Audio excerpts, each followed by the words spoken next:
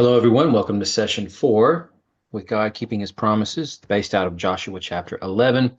But reworking this title that as He or Yahweh did to the Red Sea, Yahweh parts the quote, nation sea. So our core concept we're working out of comes in the middle of the screen from Exodus 14. What we're looking at here is the moment when God opens the Red Sea and allows Israel to cross through the Red Sea on dry ground, pulling Israel in behind them into the trap ready to be sprung on them so that when the walls of water come down, they die. And this is what we see in the green block, the Lord driving back the sea, turning the sea into dry land. But then he causes the water to come down and cover the chariots, and not one of them survived. So that text right there is going to be a hyperlink in just about every single one of these blue blocks that you see on the screen. So our key text that we're working out of course, is Joshua 11. But I think it would be perhaps a mistake, maybe, to negate Joshua 10 to explain the context here and to catch us up with what's been going on. Because after what happens with Jericho, then the defeated Ai, then the defeat of Ai and Bethel, and then the deception on the part of the Gibeonites, and then how the Jerusalem coalition comes against the Gibeonites, that leads us into the events of chapter 10. So this Jerusalem coalition is called such by myself because I'm helping us understand that it's the king of Jerusalem at that time who is heading up a coalition of surrounding city state kingdoms to coalesce with him, combine their forces, and attempt to try to overcome this invading horde of Hebrews that are now threatening to take over the land after the destruction of these key cities, namely Jericho, to a lesser extent Bethel and Ai. So when we go to Joshua chapter 10 and quickly read verses 10 and 11, we see that as the Lord had caused the chariot wheels of the Egyptians to stick in the mud, now he has done something similar in throwing this massive army into confusion and divinely throws massive hailstones at them. And possibly because these various tribes of people within the land of Canaan were rightly cited to be giants by that group of 10 spies, part of the 12 in Numbers 14, who tell the people of Israel, we cannot possibly overcome them. And of course, these tribes are named the Emim, the Zamzumim, and so forth. Anyway, all part of the grouping of the Nephilim and the Rephaim, who were ultimately trounced by the Israelites, have been already on the eastern side of the Jordan and now on the western side as they've crossed in to the land itself. So Joshua finished the slaughter of them and they were destroyed. Now, after this, all the rest of these cities in the southern portion of Canaan began to fall like dominoes. So Joshua goes on to Makkedah. He strikes it down with the sword, including its king. And then we read right after that, the summation of that he completely destroyed it. He left no survivors. Then Joshua fought against Libnah. The Lord handed it over to them, much in the same way you would think of the Lord throwing this great massive coalition into confusion. And of course, he handed its king over to Israel. Joshua struck them down along with all its people, leaving no survivors. Then Joshua and all Israel went up to Hebron and attacked it, struck it down and its king and everyone in it. He left no survivors, completely destroyed Hebron and everyone in it. And again, it says, left no survivors.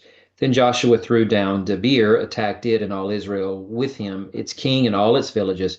He struck them down and completely destroyed everyone in it, leaving no survivors. So essentially, what we have here is that when we consider the idea of Jerusalem and all the surrounding city-state kingdoms, God has essentially came in and parted them as if they were the Red Sea, the very thing standing in the way that prevents Israel from being able to come unto the new creation that Yahweh has waiting for them on the other side, on the eastern side of the Red Sea, where he is beckoning them to himself to meet with them at the base of Sinai, correct?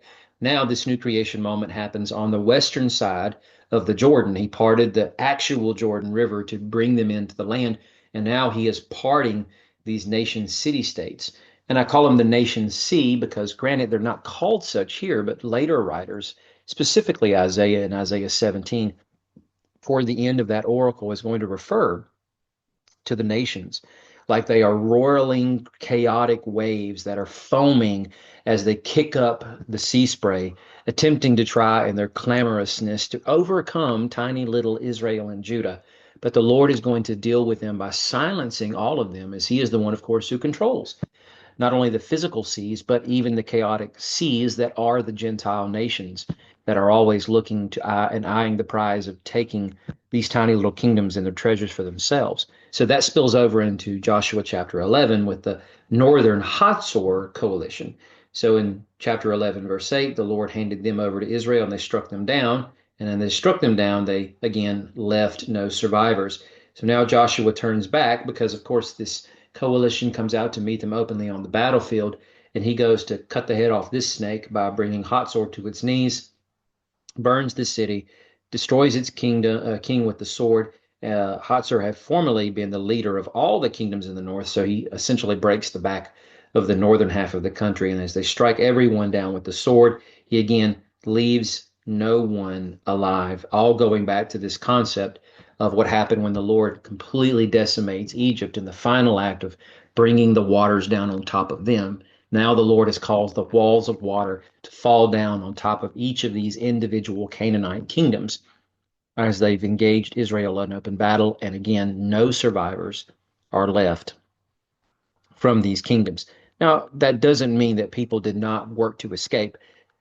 By saying no survivors, perhaps what is better meant here is the idea that those people who actually openly engaged in battle or remained in these towns and villages when Israel rolled through the actual cities to put these cities to fire and burn them were not left alive. But those who had the sensibility to try to escape when there was an open opportunity or window for them to do so tried to, no doubt, seek refuge wherever they could within the land or even outside of the land of Canaan, getting as far away as they could. Clearly, there are survivors left behind.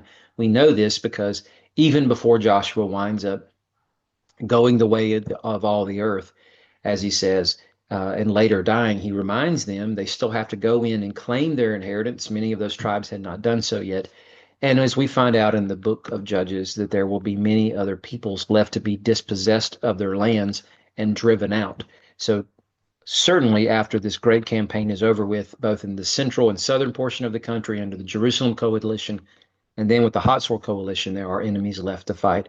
They're not all eradicated yet. So I hope that was helpful, and we will definitely unpack more of this when we wind up getting into our 30-minute session later on. So stay tuned for the next session.